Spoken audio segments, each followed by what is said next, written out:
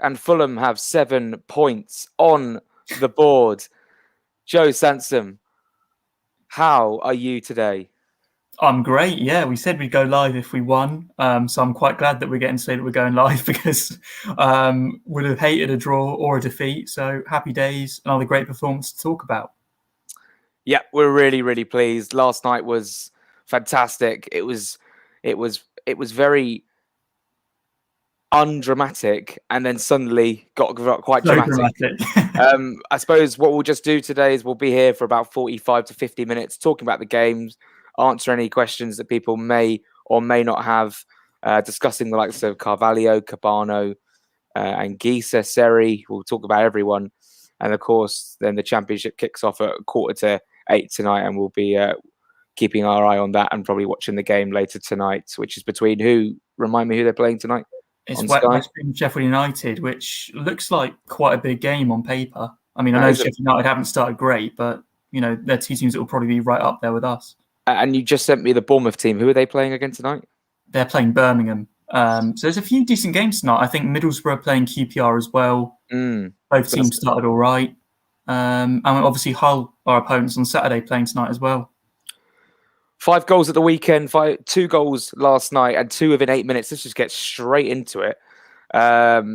Alexandra Mitrovic with the goal. I'm just trying to remember what happened. Yes, Carvalho down the left-hand side, and I tell you what a cutback it was, because he ran, and I thought, surely just play it back to someone, because someone was on the edge of the box asking for it. I think it was maybe Josh Onomah, and he went right to the byline, and it was a fantastic intelligent striking move there from Alexandra Mitrovic. So what did you think of the goal, and what a start? Such a good start. And I was thinking to this myself that last time we went to the Den, you know, when you go there, you're expecting horrible, hectic start, big atmosphere. You're probably preparing to like weather a storm for the first 10 or so minutes. And when we drew there, in February of the season we went up, we needed a win to go top. We scored very early on, and I know we conceded straight after, but it was almost like we turned the script on them. We started early, and it was exactly the same yesterday. I mean, Millwall for the first 30 seconds came at us and then didn't come at us again properly until about the 85th minute. Unbelievable, wasn't it? Carvalho, the running behind was just brilliant, and I think this is one of the main parts of his game. Is just his intelligence is unbelievable for his age, and his running beyond the lines is great. And I, for the first few seconds, didn't think it had actually gone in. And it wasn't until Mitrovic actually sort of peeled off celebrating like this that I actually realised it was a goal. But great move, and I think we're going to score quite a few like that this season with the overlap. I'm just looking down here. I have a massive bruise on my leg, and that was from Huddersfield away. And it probably has got worse after last night. 2 goals in 8 minutes. And I remember the second goal, I was lying down trying to get up, and I had like 3 people on my leg. I thought it was going to snap, but luckily we survived it. And of course, Fulham survived the late storm. We'll come on to that, of course, later. Let's get into some of the comments, because I've had a little bit of a gander. There's one here. 50 shots in 3 games. Bring on Silva ball. I mean, that is incredible, considering the likes we only scored 9 goals at home last season under Scott Parker.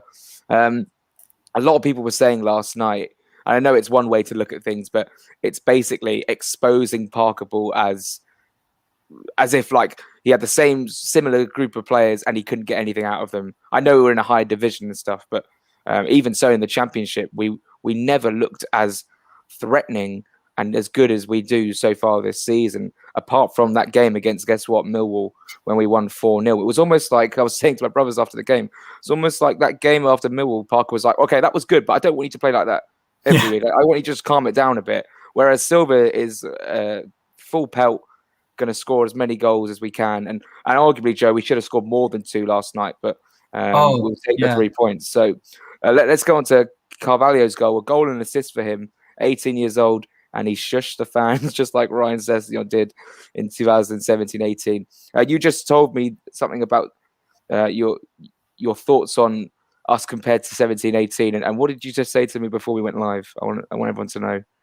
It's a big call, but I honestly think we could end up being better than we were in 17-18. And Big by call. that, I'm referring to like the peak, because I know we weren't great at the start, but like the peak, the 23 unbeaten run, the game against Derby, the playoff final. Because if we're playing this well early doors under Silva, when he's had a disjointed 3-week pre-season, and this is his third game, then I really think that we could be on it when our full squad's back as well. We mustn't forget, this isn't even our first team squad right now.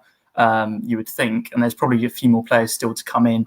Cabano obviously threading the ball through to Carvalho. Cabano is one of those players that he just looks revitalized under Silva. I mean, this is one of the things that we now have to look at Parker and go, how weren't you getting this out of them? These are the same players. Other than Harry Wilson and Gazaniga coming in, this is the same squad. Some of these players you discarded. Some of them weren't involved in the squad at all, the 25-man squad. And it points to an unhappy camp. I tweeted earlier that the 19-20 season, one of my gripes with Parker was that we were so reliant on Mitrovic and just sort of a moment of individual brilliance to get us through. It doesn't seem like that now. Every single player is pulling their weight. All of them look dangerous going forward. Goals coming from everywhere, 50 shots in 3 games. And most of them, other than the ones in the Middlesbrough game, have been close to going in. We should have scored at least 4 or 5 last night. There's some great defending, some blocks on the line from Daniel Ballard and Cooper, some great saves from Biakovsky. And on another day, I honestly think we hit 5 or 6. Yeah, that's a really interesting point you made about the goals being shared about, because the last time we saw a Fulham team who had goals coming from the likes of Kearney, Johansson, McDonald, sometimes Mitrovic, Ojo, Cabano, like Matt Target, like that was under the Ivanovic era, and that's what we're comparing this sort of side to. It's slightly different style of play. I feel like it's more attacking, not possession for possession's sake. It's like, how fast can we get into the final third and hurt these teams? Let's get into some of the comments again.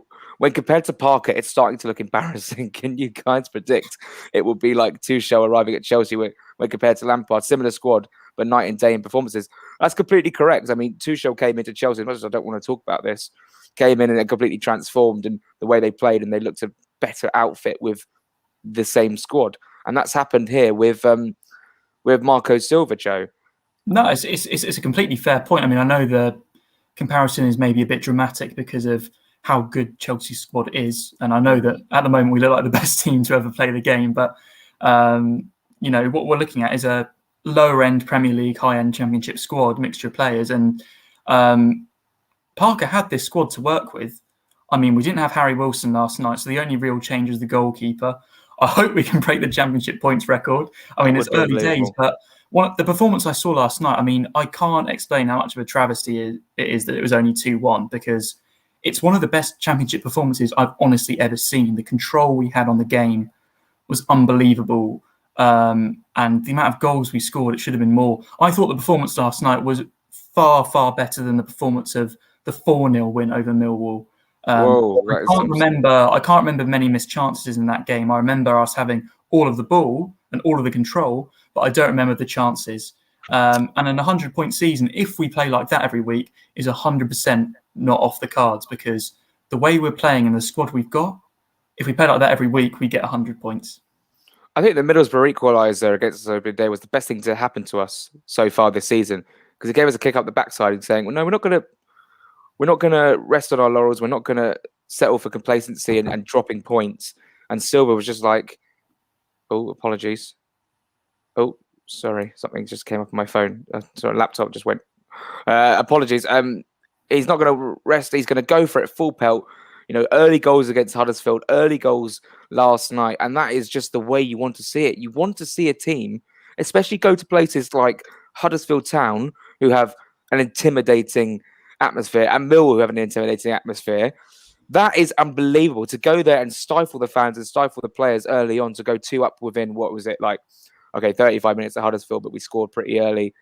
And then, of course, 2 goals in 8 minutes. It's the perfect way of man management and just overall team performance. And, Joe, let's talk more about the likes of Niska and Scabano. You mentioned earlier, just completely in and around the squad in the last time in the Championship, but didn't get the best run out until the playoffs. and the back end of last season. Now he looks like one of the best wingers in the league. And this is ridiculous because we have to talk about this. No Harrison Reed, no Kearney, no Knockout, no Wilson, like no Muniz to come in, maybe a couple more. Matt Grimes could come in. This is unbelievable. Unbelievable. Hector, Mawson played his part. Christie, Bobby D. Cordova Reed, of course. How could I forget? Joe, talk to me about this squad depth because I think it could be one of the best the Championship has seen in recent times. I honestly think player for player it is, and that's why the aim's got to be top two. And there's players breaking in. This comment sort of alludes to it. I mean, Carvalho and Onoma are two players that I thought would play a part this season, but I wasn't expecting them to produce this quality of performance. Yeah, I mean, I wasn't expecting Onoma to be so good going forward. I wasn't expecting Carvalho to be a dead cert for the team sheet every week. And at this moment in time, I think that if Tom Kearney comes back into the squad, I don't think he gets in the team. I don't think he should get back into the team because the form that Carvalho's in is unbelievable. And I know that it's been a couple of games. I know that it's early days and that he might have a blip and he's young and that's fine.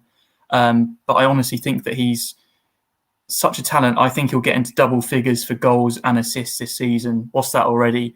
2 goals, 1 assist, could have been more. And it's just so exciting to watch. There's a Millwall fan here who says we're not going to get 100 points. Look, I think I said to Benjamin, I don't want to sound cocky, by the way. No, of course not. Of course, it's early days. It's just something. I remember Norwich at the back end of last season were thinking about it. I don't think they quite got there in the end. But if I assume, or the fans assume, that we are going to be in and around the top 2, and we're in a position where we've got 80 points with 10 games to go, then there's something to look at. But everyone's going to get ahead of themselves. But I think it's warranted. The fans have had a miserable time of it. Last season we were not at games and losing every week and dropping very frustrating points and having a manager who would come out and say the same thing every week. And there's another player in Ivan Cavallero. Already we're seeing a better player than we've ever seen of Ivan Cavallero, the player that we knew that we saw at Wolverhampton Wanderers before he joined Fulham. He's getting so much out of him. 2 very well taken goals on Saturday. He probably should have scored maybe last night, but a much better performance from him. He just looks like he's got more confidence, and that's what a new manager brings. We were sitting there when Silva came in thinking, is this going to work? Is this not? And so far, he's got an absolute, he's got the best out of some of the players who were very mediocre a couple of years ago, Joe, which is so encouraging to see. And we've got a game against Hull at the weekend, which I'm sure we'll preview soon. They play tonight against Derby. But Joe, talk to me about some of these players and how they've been transformed under Silva. Yeah, I mean, it's just good coaching, isn't it? It's playing players to their strengths. We know that these are attacking players, and guess what? We play an attacking system, and it brings the best out of them. It's really just not rocket science. And I do agree with this, that the quality of our team compared to the rest means that we should be winning these games, but it's the manner that we've been doing it so far. Yeah. And I know we didn't beat Middlesbrough. Like you say, I think that could have been a bit of a blessing in disguise. It's one of those things where I'm sure the players were very angry after we conceded the equaliser late on, and they were thinking we're not going to let that happen again. Obviously, almost ended up happening last night, which would have been one of the most undeserved dropping of points I've ever seen. But it's one of these things. We've got to go into every game expecting to win. And if we play this way, I think we'll win a lot more games this season. And hopefully that will get us in a top 2 position. I've got to be honest, I couldn't care less if we win the league. I didn't care less if we make automatic promotion by goal difference and it's a bit undeserved, as long as we do it. And I think that has to be the aim this season. Obviously, we went up under Slavisa and we were quite excited because we played such good football and we thought we could probably finish high up at the table. This is the first time since then. I know there's only been 1 promotion since then. If we went up under Silva, I would, with the fact that he's identifying his own signings, he wants to get the best out of them. He's getting the best out of players that weren't as good a couple of seasons ago. I would have more confidence that we'd go in better tactically equipped against Premier League teams to stay up in the following season. But that is ridiculously getting ahead of ourselves. We're on game 3. I'm just trying to think ahead of what was to happen if we were to go up. If how would Silva deal with those sort of situations? It's interesting. Parker's tactical decisions showed to be ridiculous by Silva. Imagine how Mitrovic, Seri, Cabano must feel. And that's it. The fact that Mitrovic was sidelined last season, Carvalho was up front, Kamara, who of course left the club yesterday, we'll touch on that a little bit later. And now Mitrovic comes back in. I don't think it's just because Mitrovic is playing in the Championship, he's getting more chances, i.e. he's getting more goals. His overall involvement in the game, he's bringing other players into play, he's setting things up, he's making things happen. He probably should be more careful. He might get himself sent off if he's not more careful. But Joe, Mitrovic, can he do what he did 2 seasons ago and go get 26 goals again?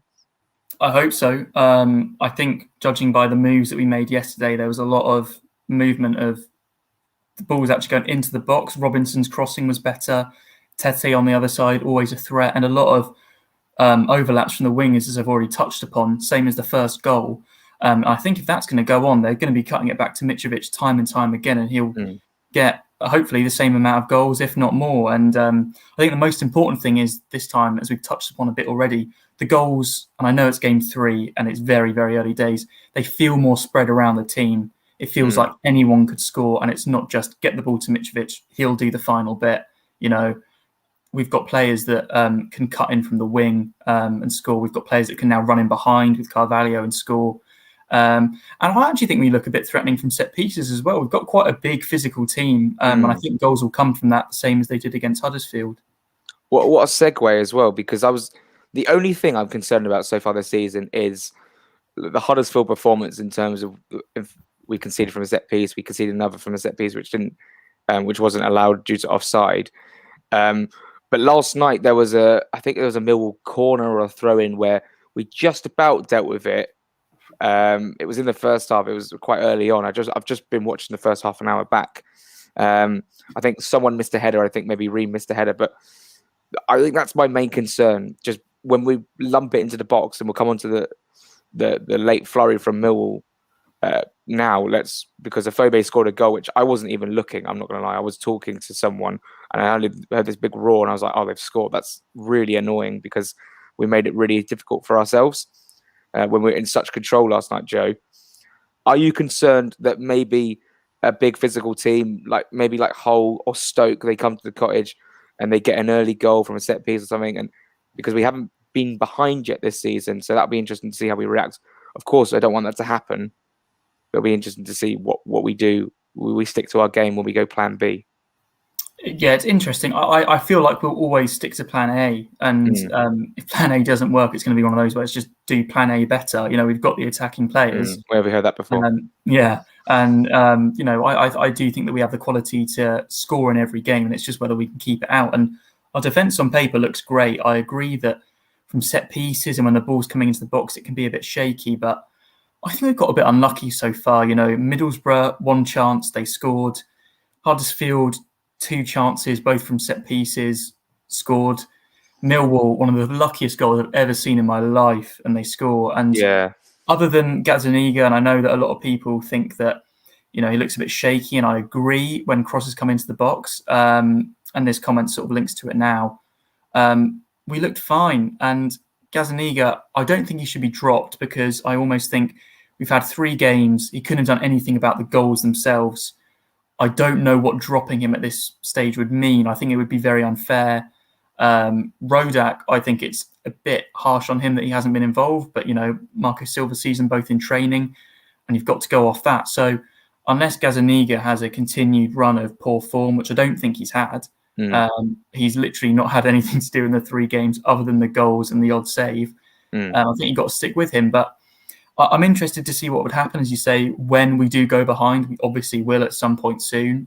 It will happen. And a big team like a Stoke coming up soon, like a Cardiff in a couple of months' time, you know, they're obviously going to target us that way. But you're not going to get much harder in terms of physicality and set pieces than Millwall. And I think we dealt with them fine. And even then, like, you could say that we played 2 very physical sides in Middlesbrough and Millwall, and we've outplayed them. I know the result didn't go our way on opening day, but we did outplay them. We could have scored 2 or 3, but we were passing round Millwall like it was nothing. And here's a comment here from Tom. that I want to flag up. We broke so fast on the counter. So through transition, where Fulham were really, really rubbish last season, when we got the ball in these areas, we didn't know what to do with it. We'd go wide to Lookman, or Mitrovic would hold it up, or it would be like Cav, and it just wouldn't work.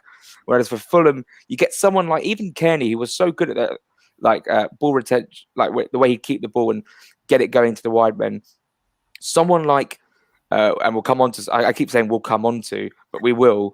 We'll come on to Siri. But Fabio Carvalho on the turn, he just creates space for himself. He runs in behind. Of course, Millwall were chasing the game so early on that we had that space to run into, like breaking into their half, and Carvalho could run it, carry the ball a long way, play it to Cabano or whoever. And that's really exciting. And the fact that we've got a player like Carvalho who's so young, and we'll talk about his contract situation. Of course, we'll come on to it. It's just unbelievable how much dynamism this guy gives us in the middle of the park. It's so exciting because even when we are under the cosh, we've got an outball, and it's not even one outball to Mitrovic like it usually was. It's the wingers, it's Carvalho, it's Seri who can bring it out as well. Ream, who's very comfortable bringing out from defence. And that's what's so good about this. You've got so much support for not just like our target man Mitrovic. It's everyone's bedding, everyone's going towards, everyone's got the same objective. They want to obviously break with pace, but break with efficiency and actually make things happen. It's not just a break for break's sake, trying to run down the clock or something stupid like that. Every time we came forward against Millwall, I thought we were going to create something. And Joe, that's really exciting. Let me get your thoughts on Jean-Michel Seri then. It looks like he's staying. Like, it looks like he's staying, which is, this is unbelievable. I did say in a video a couple of months ago that I think he might play a part this season, but it was sort of tongue-in-cheek. I wasn't expecting it. I was thinking maybe he'd have it play a part opening day against Middlesbrough and a couple of others, and then get sold whilst we have a few injuries like Reed, like Kearney. But I think he dropped a 10 out of 10 performance last night. I remember him giving the ball away. He was just brilliant. I mean, his passing was so accurate. He was always in space, and you know that there's a good player when he's always in space because it's an art finding space all the time. He set up attacks. He stopped Millwall attacks. You know, the defensive side of his game was very good. And I just want to say very quickly about the point you made before about the pace of our attacks. And Tom's mentioning it there as well. And I think Seri was a big part of this. The three main chances we had in the first half, the 2 goals and then the Cavallero one-on-one that he missed, all of them 1 or 2 passes. The last 2 years, it's felt like we were passing for passing's sake. Yesterday, Robinson to Cavallero, overlap to Carvalho, we're in the box, Mitrovic, goal. Second goal, Millwall recycle possession, we managed to get it off them. Cabano to Cavallero, 1 pass, goal. Third chance, Tete clears it up a bit, Millwall were attacking. 1 ball to Carvalho, sorry. Yeah, he's got the space. Defender, 1 ball, and then Cavallero's in. And it's just the pace, it's intent. And I think Seri was a big part of that. His passes were so direct. He was always trying to start attacks. It was not just passing for passing's sake. And it's so good to see it because I like possession as much as anyone. You know, I like to see football played on the pitch. And it was just nice to see it. You know, we're playing football on the pitch, but we're controlling the game whilst going for the next goal. We're always looking for the next chance. It's brilliant. And it's attacking with intent, not just labouring forward. And under Parker, we'd get the ball, break into their half and be like, there's no option, let's just go back. Whereas you feel like there's someone who could play the pass to break the lines to actually go. It's like that. It's like the Cabano ball to Carvalho for the second goal. Just fantastic. Great run, breaking the lines into the box, first time finish. Bilkowski just didn't see the first time finish coming. That's why he scored. And honestly, it's just so refreshing after like 18 or 2 years, 18 months or 2 years of just like very laboured and predictable and slow. This is attacking with intent. And I want to get everyone else's thoughts on this about what you're thinking of the new style of play, because we look at West Brom and you saw from the opening day exactly what they're going to do in terms of their style of play. I'm sure we'll see it tonight as well against Sheffield United. What a massive game that is, by the way, against the Blades. The Visca Jokanovic side haven't scored yet.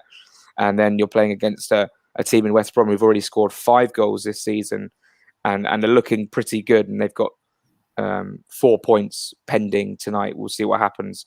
I think a draw would be a very good result for us.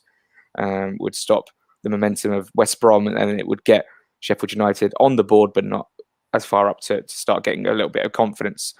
What do you want to discuss next, Joe? I always sort of lead the conversation, but this is the Jack and Joe show. What would you like to talk about? I'm interested by this question from Vince, actually, which says about the strongest midfield three, because I think that the midfield at the moment is the big question mark. Here we go. Yeah, that's the one. So I guess the way we play, it's sort of a 4-3-3 with two players. Yesterday it was Siri and Onoma. Yeah. In the past it's been Francois and Onoma, and then Carvalho behind the striker, way more advanced. I think it's really interesting because we've got to factor in Reed coming back. So many comments have touched upon it. We've touched upon it as well. And I think Reed has always sort of been the one that we banked on starting, and I still think he will. So my answer to this question would be Harrison Reed and Seri, and then Carvalho in the 10. And I feel awful saying that because it's so harsh on Onoma, who is someone's touched on it. He's been fantastic. He's been my underrated player of the season so far. He's been such a gem. I wasn't expecting it. I was thinking he'd be on the bench most weeks. I hope his injury's okay. I hope he's back for the weekend. But I think when everyone's fit, I think that would be my strongest three. I do think that we still lack the defensive midfielder to just clean up everything. I think that it would have helped us see the game out slightly smoother yesterday. Not that there were many complaints from me. But that would be my three. I don't know about you, Jack. I've listened to your points, and I have to agree, because you've got someone like Harrison Reed who can just sit and just sweep away anything, chase people down, and get rid of the counterattacks and the threats that the opposition bring. And then you've got Seri who can also sort of do that, but then add that creative side and play those passes out and get the attacks going. So I think that's the perfect balance. And obviously, Anguissa, if Anguissa sticks around, then my head's going to get so scrambled. I don't know what's going on. But Carvalho, of course, in the 10, I think this guy is honestly on his way to the top. And I think I would have to agree with your midfield. But then you look at the likes of Onoma, like you said, you can't overlook his contributions already this season. I really hate the fact that I love the fact we've got loads of squad depth, but I hate the fact that players who've played so well still have to miss out. And if we sign Matt Grimes as well, I mean, what is happening at Fulham Football Club? Matt Grimes comes in, and I genuinely don't see him getting in the team just yet, just because Seri's been fantastic. Everyone's turning their nose up at Seri, saying, "Oh, he's going to be rubbish," and blah blah blah. And then, but maybe there is a thinking of that. The thing about his toes, the problem he has with his foot. Yeah. I'm not even taking the mick. No, I know. And it would be good. I completely forgot about that. Yeah. If it got cold and he couldn't play or he was struggling, then someone like Matt Grimes to come in, or someone like Josh Onoma to sit in, and we've got this wonderful, wonderful blend of experience and youth in midfield, which I think is really key. And I think we are the team to beat this season. I would be very interested to see what goes on tonight at the Hawthorns, I think it is. Yeah, it is the Hawthorns, because everyone plays each other twice. I just saw a question that caught my eye, or a comment that caught my eye. Apologies if I yes, we are going to the match on Saturday. Are you going, Joe? Yes. Yeah, yes, we'll I am. Yeah. Okay, here we go.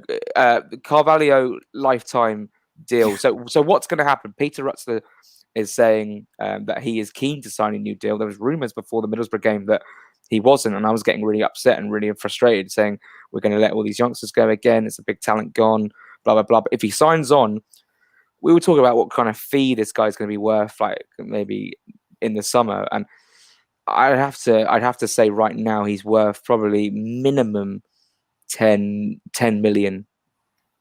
Is that a stretch? I don't know. I think it's hard to judge right now, but I think by the end of this season, he's going to be worth a hell of a lot more than 10 million, because I think he's going to have, this is a breakthrough season. He's basically been the main man so far, in a team that's gunning for automatic promotion in the Championship. Do you know who he really reminds me of? And it's a bit of a weird one. He really reminds me of Buendia. Like just the stature, the movement off the ball, with the ball, the quality. And, Buendia did wonders in the Championship for Norwich in that sort of role. where he can play off the wing, he can play behind the striker, and I think that Carvalho is going to do the same. And this would be one of our friends said it in the group chat, I think earlier, Jack, that this would be our signing of the summer. Him on a new contract is the signing of the summer. If we can lock him down for a few years, so that the very worst case scenario for us, and I don't want to see him go at all, is that we at least recoup the money that we deserve, because we lost out on Elliott very unfairly just with the situation. We can't let that happen again. Yeah. And that's it, because I don't see like a team, like a mid-table Premier League team coming in for him. There'll be interest, of course, but I see him going to a big team.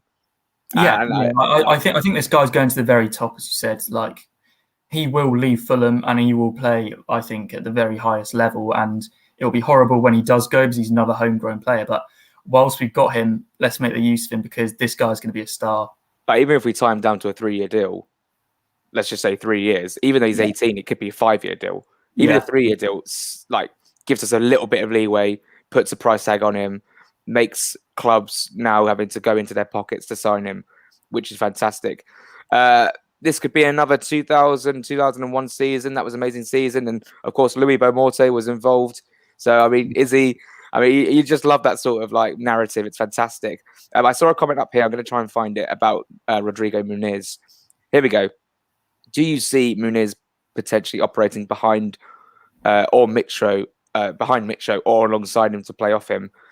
So everyone's saying, "Oh, you can't drop Mitrovic, But the problem is, Marco Silva is such a massive fan of Muniz, and we've tried so hard to get him and got the deal done. He can't just bench him. He's obviously got some specific role that he wants him to play.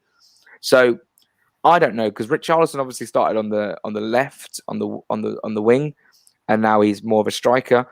I'm so excited by the prospect of Muniz, because it's like because you know that he's done it before, Marco Silva, with a Brazilian striker in Richarlison, who's now worth 50 million when he signed for Everton. What's this going to bring to Fulham? We have no idea, Joe, but you might as well have a little stab in the dark. Yeah, I mean, I personally think that when he signs, and it does seem like it's a matter of when, not if. It's just isolating, isn't it? Yeah. Yeah, it's just isolating. I think he does start on the bench at first. Yeah, I don't think he can earn a spot on the wing. He's bought to play as a striker. Can't see Mitrovic unless he gets suspended for his 5 bookings soon, which isn't out of the question. Well, he's already 2 already. He's already racked up 2, and we're 3 games in. So that's a possibility. But hopefully we beat Birmingham in the cup, and then there's a few more cup games where we could start to bring in Muniz and start him as the striker. He's currently going to be the second choice, isn't he? Kamara's gone. Stansfield's, well, not much. He was on the bench last night. But he was on the bench, but I imagine that he's signing to be the backup striker and one day take over in the future, very young. I can't see us playing with 2 up front. I think the squad we've got suits 3 in midfield, striker with 2 wingers. And, I think you've got to use the squad to the best of your ability. But I'm so excited to see Muniz.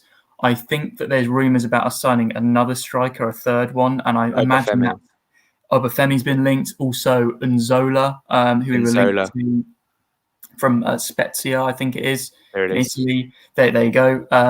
Because it's an interesting point. I don't know if we will go 2 up top, but we clearly know it's a 20-year-old from Brazil. He's going to take some time to settle in. He's not going to suddenly be like, Mitrovic, you're on the bench. We've got this new kid in. Correct me if I'm wrong. I mean, might surprise everyone and do that. But I think we're going to need a bit of time for him to settle in. And he's still young. He's still raw.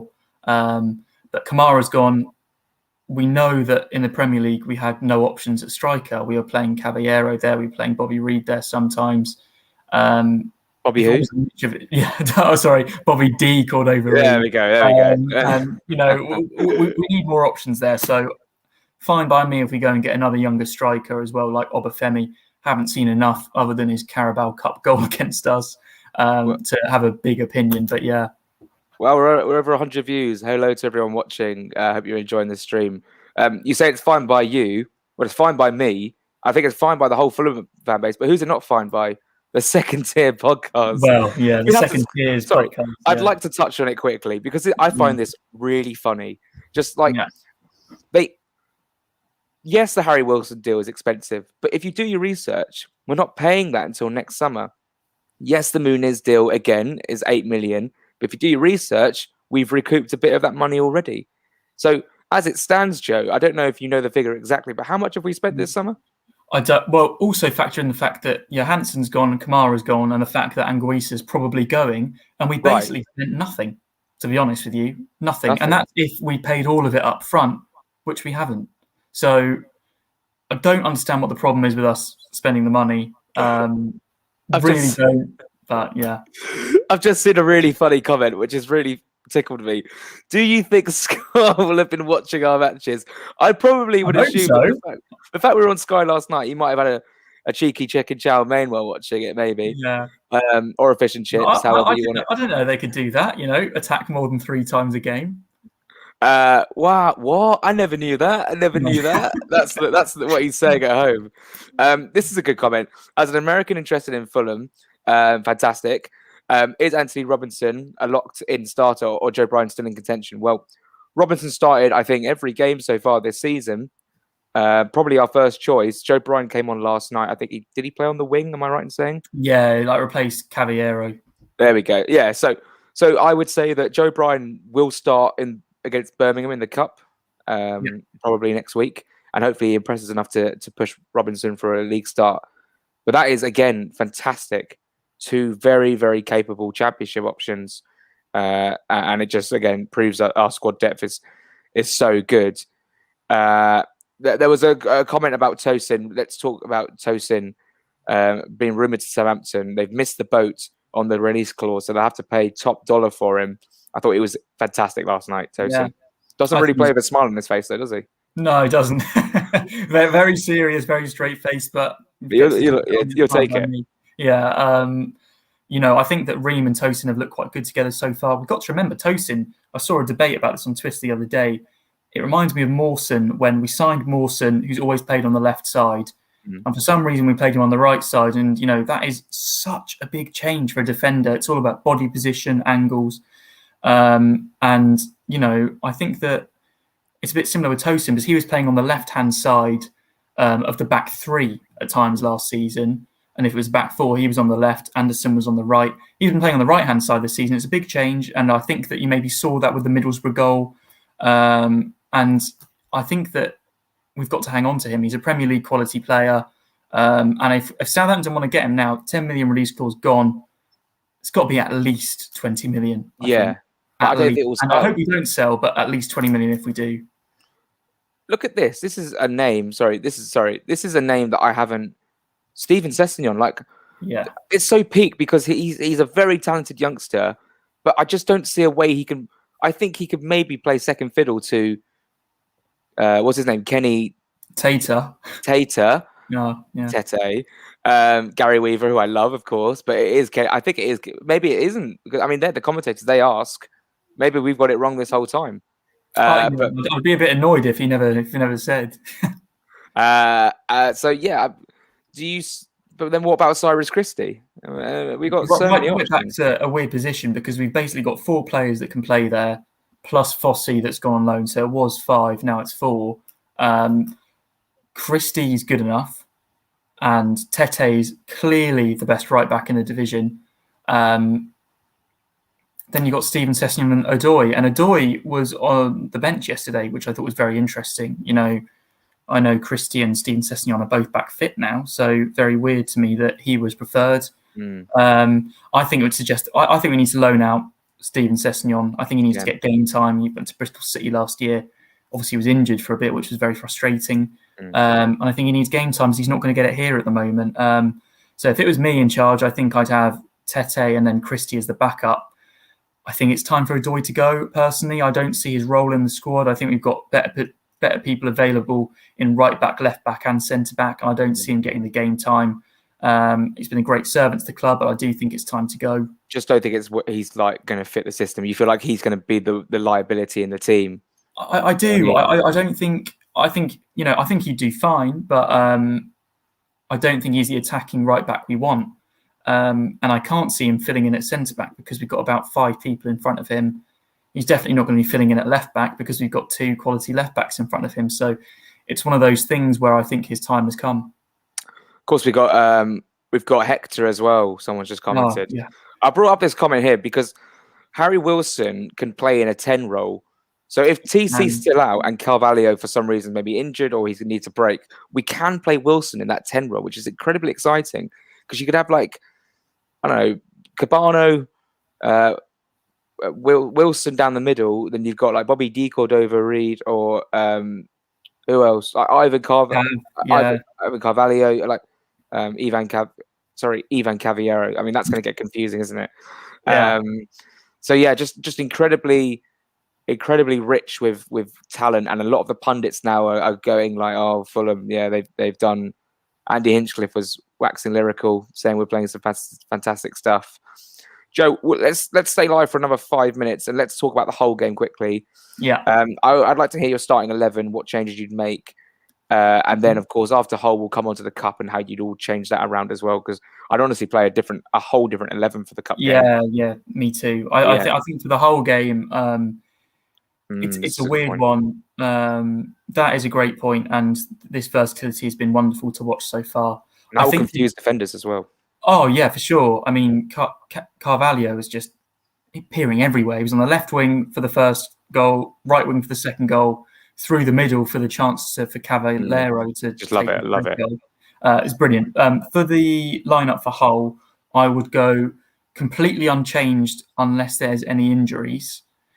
If there are, and it looked like Onuma sort of holding up a bit, then I would go for Reid in if he's back fit. If he's not, then Anguissa, if he's still around. I mean, you might as well. I mean, I do think if Bobby Reid is back as well, he should start.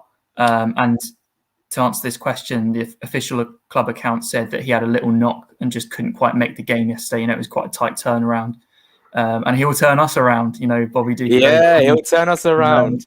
So that's what I'd go with for the league game. And then just very quickly before we come into yours, for the cup game, different 11 entirely. Yeah. As in Rodak at goal, as in Mawson starting, as in Christie or Steven Sessegnon, Joe Bryan, Congolo if he's fit, Hector if not. You know, that's just unbelievable. Entirely new team. And that team, by the way, would get top 6 in the championship.